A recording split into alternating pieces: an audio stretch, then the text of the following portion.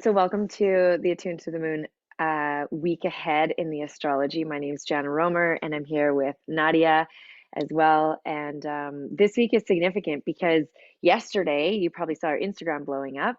Yesterday, we had both the sun move into Taurus and Mercury moved into Taurus, and we already have Venus in Taurus. So, all of a sudden, we are going from some pretty serious fire and activity and action and maybe even some tempers or some passion to this really slow burning life force, this deliberate, intentional, grounded, almost stubborn or maybe determined vibe of this fixed earth that we have in Taurus. And what I love about Taurus season is that it's it is time to slow down. Like, this is time to slow down, to take a look at like everything that you just initiated in Aries season and really get a grip. Like, okay, so what is it that I'm really bringing into life? What's it going to take to get there? Because one of the signatures of Taurus, and Nadia might chime in on this a little bit, but one of the signatures of Taurus that I've noticed in the Tauruses in my life, but also just in readings and reading about Taurus, is that they're kind of like a jack of all trade. Like, they have multi skills. Their ability to like sit with something and figure it out, if they have the desire to learn something, or like to make something, really, if I use Taurus words, like to make something, they have the ability to make that happen. They're incredible manifestors.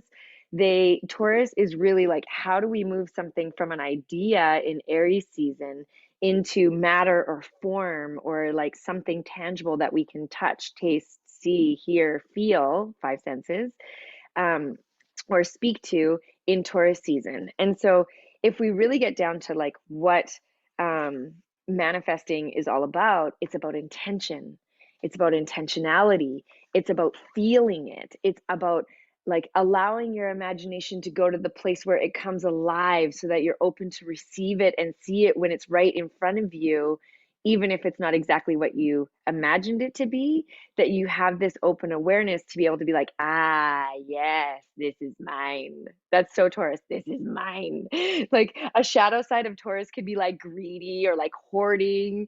I always joke because my husband's a Taurus, and he's a collector. He likes records, but I had to get him to like pare down his records. He has so many records. What do you do with all these records? Or if you never know what to get my husband for his birthday, it's like, get him something with a Grateful Dead logo on it, because that just goes with his collection. That's very much Taurus, to want to accumulate physical things.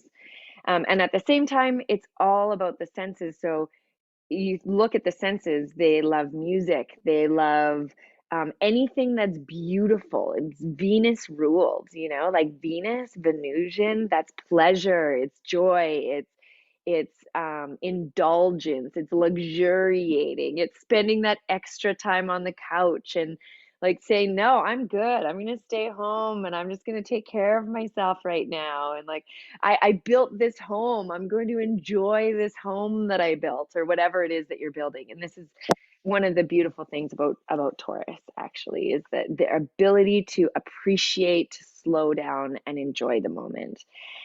Taurus is also really famous for food, like the creature comforts of, I don't know, whatever your comfort food is, like they can make it to a T, or when we look at creature comforts too, it can be like spoiling yourself with that blanket that is the softest, sweetest blanket that you just like want to curl up on the couch on and never leave. Or maybe you invite your partner in and they can snuggle you because it's also snuggly, which I think is really cool. When we look at the southern hemisphere, they're moving into winter now, and Taurus is like, snuggle down, kids, like, let's go, it's time to snuggle in.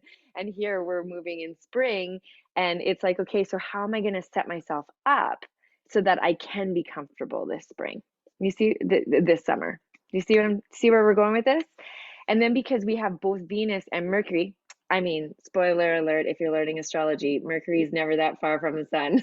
So it's only ever in the sun before or after, or in the same sign. But we do have coming up on Saturday or Sunday, pardon me, Mercury conjunct Venus because both of them are in Taurus right now as well. And so like that means that our thoughts and our relating and our conversating and our values and our everything is all in the realm of Taurus right now. And a couple other things about Taurus that I think are important to remember. This is an excellent time to review your finances. Your finances. Taurus is money and belongings. And so finances, and I'm sure Nadia is going to talk about it. And if she doesn't, because we don't actually talk about exactly what we talk about, like which planets we're going to talk about, but we like what she's going to talk about inside of them. I don't know. But this could have a lot to do with like our finances because Uranus is in Taurus. You might want to look at understanding cryptocurrencies a bit better. You might want to look at like your home or your plans for purchasing a home if that's something that you want to do. I'm just because I know some of you guys are in that world, so I'm just tossing that in there for you. Budgeting, but also like not just budgeting, like a prosperity plan. Like how do you sort out your relationship with abundance? Are you open to receive the things that you're wanting?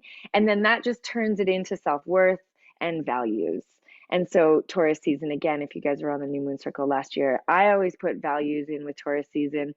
Nadia always is like, I don't really put values there, but here's why I put it there.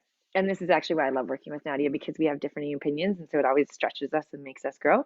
But here's why I put it there. Because it's money and it's worth and it's value. We look at part of the karmic work of a Taurus is to understand their self-worth and to understand that you're worthy. And so you have a lot of Taurus in your chart, sun, moon, rising. These are big questions that help you to become more of who you are, is to do your self-worth work. And then that goes right along with values. Self-worth, well, do I value myself? Do I value my possessions? Do I value the gifts that I have to bring to the world? And then, so that's one way of looking at value, like value. But then we put our values in there because it's Venus. And if we want to be in right relationship, we have to have an understanding of what our values are in order to even know if the relationship that we're in is in alignment with what we value. Right? And so these are all themes, and you'll see as we go through the month. Of course, last year at the New Moon Circle, we did values work. So this year I'll do something different with the New Moon Circle so that those of you that are coming year after year, it's like we're expanding into all different sides of Taurus. But you'll see as we go through this time together, this Taurus season together, that we're going to touch on a lot of these topics. So having said that, I'm like, what else did I say I would talk about, Nadia? I think that's where I started, and then I'll talk about the full moon, but that's at the end of the week. So why don't I pass it over to Nadia, and I'll mute myself because I just can't help but talk because I have so much Mercury in my chart. Yes. So it's not that I disagree with the values. I don't actually disagree with anything that Jana really says. It's that I think in a more poetic, abstract way, I think, when about the astrology. For me, it's more experiential, more intuitive. I'm a Venus in Taurus. My midheaven is in Taurus. So I am a very sensory person. So to me, value seems like very traditional, very disciplined, very conservative in a way, the way that I was taught values. And it doesn't seem very Venusian. However, when Jana puts it as like self-worth and worth, which to me is more Venusian, it makes a lot of sense. And if I seem out of it, I'm sorry. I'm in the middle of a move. So I'm like really, really tired. And my Venus return was yesterday.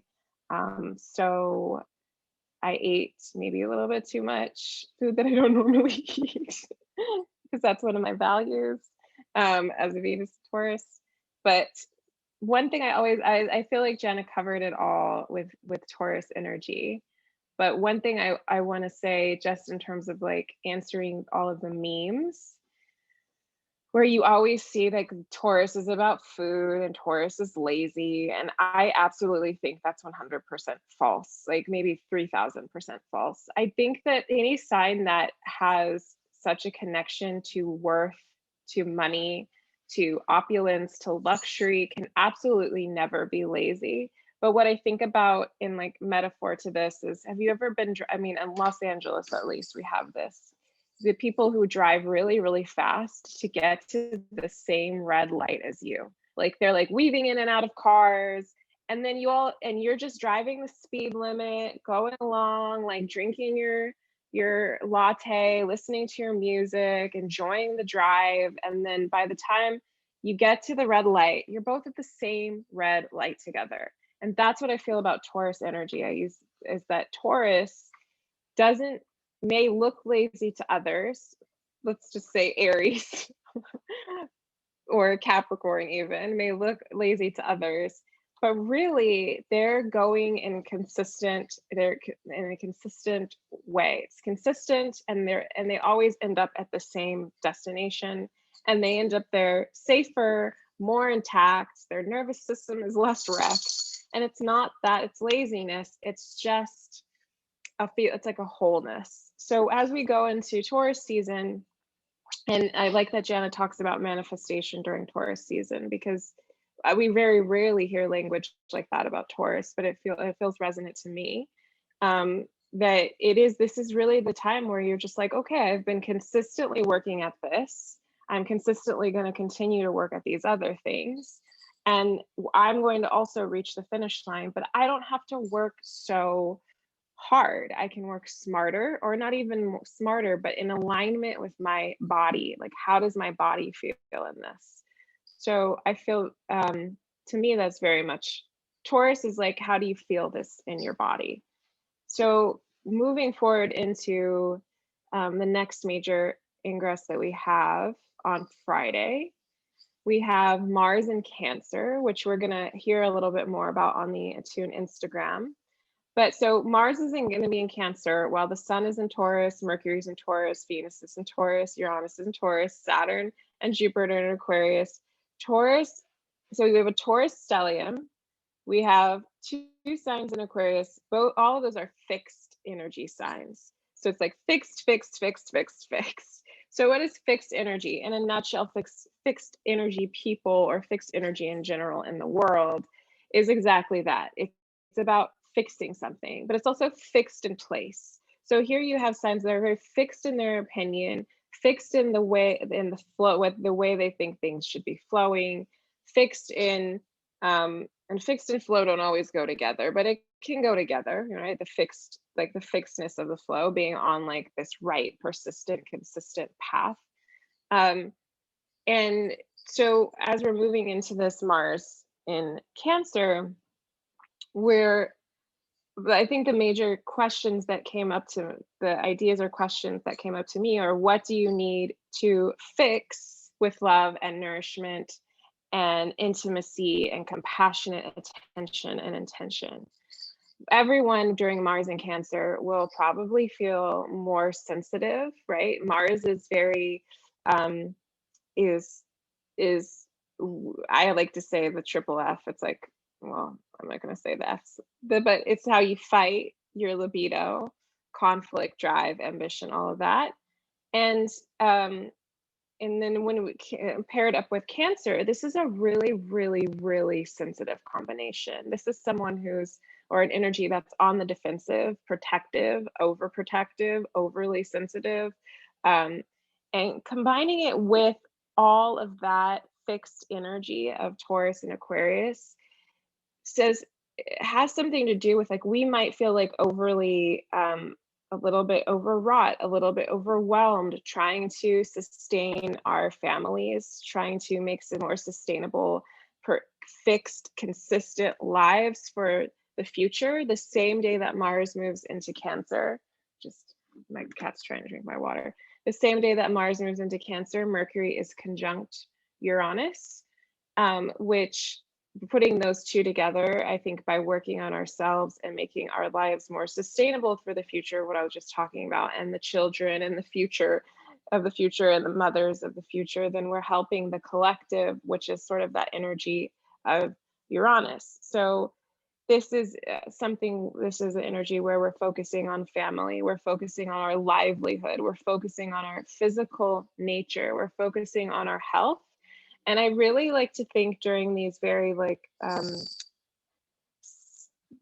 some somatic periods of time, visceral, where it's like about the experience, that transcendence can wait.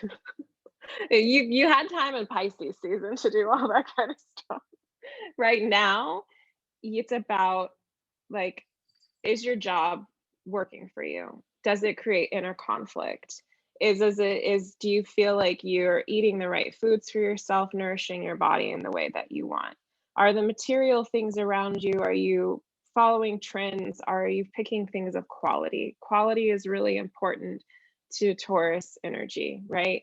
The best of the best. You don't get Forever 21, you get Gucci, okay? Are you focusing on the human experience? And you can combine spirituality into this as well, but it's about the human experience, those everyday things. Can you meditate while cooking? Can you meditate while even in conflict with your partner? Can you meditate while like chopping wood, whatever it is you do, right? And you may feel really, if you're not nurturing your physical needs, if you're not sleeping right, if you're not eating right, if you're not wearing that cozy material, listening to the right kind of music, with Mars in Cancer, you might feel really stabby and jabby, is what I like to call it. If you don't cater to your basic human needs, if you're not getting the hugs that you need, if you're not going out in nature and being in the trees, and if you're not trying to build a um, sustainability for the future, for your family first and foremost, but then also building sustainability for your future, for the future of your family and for yourself, is going to help to build sustainability at large if all of our nervous systems are like on the sort of same page. So I don't think of it, and a lot of people think that this energy, right, Mars in Cancer is in its fall, which is a really awkward place for Mars to be, because Cancer is really passive and or passive aggressive. And so there's some other stuff that I'll talk about astrologically in a minute about watching out for passive aggressiveness. But I think that this is not actually a period for weakness, but of actually for being quietly strong and for fortitude, and like thinking of it as like building up your inner coffers, your inner arsenal of rest and what you need to sustainably live when things start to like heat up, when you get into action, even if it's good, if it's excitement, that can burn your adrenals if you're like working really hard at something and you don't have a consistent creature comfort routine. So that's sort of where we're going, I think, with Mars and Cancer and all that kind of stuff. And I think with the Mercury conjunct Uranus, like this is also a good time, speaking of manifesting, to invent something. Like if you're wanting to invent a product that makes, like Taurus loves efficiency, because Taurus doesn't want to do the work. Like they want the thing, but they don't necessarily want to do all of the work if it doesn't feel good for them, like physically good. So is there something that you've been thinking about, like processing in your mind, that you can invent, Mercury conjunct Uranus, like a product or an idea that is good for the environment, that's sustainable? Like if you're into fashion, right? Like is there a sustainable fashion line that you've been thinking about creating? Is there something as a mother, Mars and Cancer, that will help to create less conflict in your life? That then in turn you can like seed and then turn into more money down the road to make it sustainable. So if you're of that mindset, this is a good time for you. Jen, anything you want to add for this? Um, one thing that I would add about Mars in Cancer is just that we're restarting the Mars cosmic walking meditation. So you're going to have walking meditation practices to go with it. And like I'm looking at a lot of things just through the planetary. Mars is in a moon ruled sign, and Mars isn't necessarily moon. So that's like where it comes to this. It's one of the ways to look at it when she talks about the fall, you know. But I think you covered it so beautifully. Do you have more that you want to say, or do you want me to jump in with the moon? Jump in with the moon. Okay. Okay, then I do actually want to add one more thing, and that is that so she talked about the square between Mercury and Venus in Uranus, and then Mercury and Venus are square Saturn, but this is also creating like a loose T-square. So have you ever looked in a chart and you see a triangle like this? And so it's a like it's not an exact T-square, but it's close. And we have to remember that the signature energy of 2021 is Saturn square Uranus. And so Mercury and Venus are kind of acting like little messengers, and they're like seeding information about this square through this T square. Do you see what I'm saying with this? And so just again to remember that when we're looking at the T, or we're looking not the T square, just the square between Saturn and Uranus, it's like the old versus the new. It's like the tradition versus the innovation. It's like the power versus the people, is like this ongoing thing that we have going on. And so just look at in your relationships, like I don't care where you are in the world, there's division. Like I don't care what topic you're talking about, there's division, and like I mentioned this before, but I really feel like I want to pull out of being on either side of the division without erasing my ability to have a voice, and like I feel like moving more into counterculture where I take a little bit of each without getting too deep in either is important. And so if we look at this T square with Mercury and Venus squaring up with both Saturn and Uranus, there is something there for us. And remember, Mercury is listening as much as it is talking. Like Mercury's communication, and we have two ears and one mouth. And I always remind myself to use that appropriately as somebody who likes to talk more than anybody I know. But like, just really listen, like take the opportunity to listen. I'm going to share on my personal account a podcast that I just think is really interesting. And yesterday,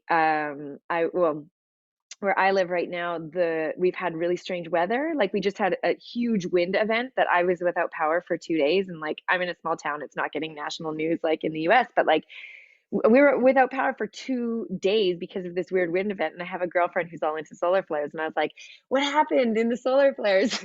And she was like, there was a massive solar flare, but it just missed Earth. And I was like, I think we got the storm from it. And it made me wonder, and I'm trying to go bigger. Like to me, the division is taking us to really narrow. And we look at Saturn and Uranus. This is big. This is like big cycles. This is like reshaping humanity. Like everything that we're going through, we are living through a historic cycle. And so I'm like, if we really look at power versus the people, one of the oldest tactics in the book is divide the people so that they're fighting amongst themselves so we can do what we want. And so I'm trying to like pull myself to go bigger than the battle and look at the world from a bigger thing. And one of my favorite astrologers, she always goes intergalactic, and she's like, we're going into a photon belt, a photon belt. And I was listening to Zach Bush, and this is the podcast that I'm going to share with you guys. And he was like, we've had 5 major extinctions, and all the narrative out there about what a virus is actually not what a virus is. Let me teach you what a virus is. And he teaches about what a virus is. And like just listening to anybody who's not stuck in the divide is who I'm interested in listening to right now. And so to think bigger, like we're going through a photon belt, we are showing a number of indicators of mass extinction. We also know that after mass extinction, the biodiversity of the world is ever greater and more rich and more can thrive so much better. Like after the dinosaurs, this is what I'm like paraphrasing Zach, but he was saying like after the dinosaurs, when the biodiversity of the earth started to replenish itself, we got humans, we got a whole nother range of animals and plants and all these things. And so if we're looking at the world through that kind of a big lens, we're going through a photon belt, which means more asteroids, more whatever, like more solar flares, like bigger stuff. Uranus and Taurus is all about earthquakes or seismic activity. We look at like the power is dividing us. Like this is happening. That's obvious. If you can't see that's obvious, just pull back just a few steps to see that. So we've got this like really incredible recipe that if we can weather the storm on the other side, it's going to be far more beautiful and far more harmonious than we could ever imagine. And how lucky are we that we get to be here for this renewal? And so with it being a T square, listen, listen, listen, find your relations, like feel into, like I love right now, even though it's super annoying for most people, like I love the anti-vax versus pro-vax conversation. I think it's like one of my favorite things to listen to because you really get to see the polarization in people. And like I've come to a place where I'm like, I'm not going to state my opinion so that I can hear more from you, right? Like I'm not going to state where I'm at with it because I want to hear more from both sides. I'm of the place where let's just ask questions. I just want to create more questions than answers right now. So that's my addition to that. I just realized it's going on YouTube and I said a bunch of keywords that will probably get shut down. But anyways, let's just let's see what happens. It's a brand new account with like no views. Nobody cares about us yet. So yeah. So we have the full moon. It's a super moon. It's a Scorpio super moon. This is the second super moon of this year. It's big, you guys. This is a big one. And part of the reason why I brought the T square in is because this is all leading into this full moon in Scorpio. And when we look at like anytime you look at a Scorpio full moon, we know it's transformative. There's going to be lots of feelings. There's going to be some discomfort. Um, you know, Scorpio sits opposite Taurus. So to really understand Taurus, we have to understand Scorpio. And like one of the reasons why Taurus is going to move slow is because it's not going to be satisfied till it gets to the bottom of things. You know, because a fully integrated Taurus, sure, you can be lazy or you can like really get in and dig in and feel it. And so this full moon, I expect some upheaval. Uranus is playing into it. You know, we can have shocking, surprising news. I haven't done my research, so don't take my word for this, but like I'm going to be looking at what is happening in cryptocurrencies right now. And then also like Scorpio also rules the eighth house. It's other people's money, taxes. It's like there's some money stuff in there as well, but it's not necessarily yours. And so there's a lot of different themes. And then with bodies, you know, I think that there's some really important conversations that we need to be asking about our bodies right now and about what we are doing to our bodies and like what is transhumanism and what are we actually signing up for with the ways that we're altering our bodies right now. And I think this is a big theme, and especially when it comes to reproduction, because Scorpio rules the sex organs. And so there's some really incredible literature coming out right now. A lot of women are reporting changes in their menstrual cycles post the thing. And I think it's super valuable that we look at this like right away before we're too deep into it. So the Scorpio full moon, depending on where it lands in your chart, it will highlight different topics, of course, as always. And so some of the things that I may have said might seem completely irrelevant, like money. What? No, that has nothing to do with me right now, you know, or, you know, the reproductive health, maybe that's not even on your radar as an important thing, you know, or, uh, yeah. So just know that we're walking towards a really deep, powerful upheaval, transformative moon. And if there's anything I think that Mercury is trying to share with us is to listen. Like, can you slow down and listen? Can you stay in the conversation? Can you sit in the discomfort? Can you be with reality? Because in the same way that she was talking about transcendence, the escapism was for Pisces. Taurus is real world. Taurus is as physical world as it can be. Like, get in your life right now. Like, get in it. Get in it. Get like all the way in your life. Be front seat for your life right now. So, of course, we'll talk about the Scorpio full moon more. And Sasha has her full moon ceremony. She's doing it on the 27th, I believe. Sorry, the 26th, Monday, the 26th. And so, yeah, I mean, Sasha's a Scorpio full moon. There's nobody better to take you through a full moon ceremony than Sasha Bahator. So I'll leave the rest to her. Nadia, do you want to jump into the charts? Sorry. Did you? Oh, I didn't hear. You're cutting up, but I think what you said, did I end the YouTube properly? So anybody who's watching this on YouTube, what we actually do with this session is it is a live class on Attune to the Moon platform. And after we do the Astro update, we go into people's charts that they can submit and ask questions, and we do little mini readings. So if you're watching us on YouTube, feel free. I'll put the link down below, and you can join us in the future. And otherwise, we'll say goodbye to you guys till next week, and let's jump into some charts.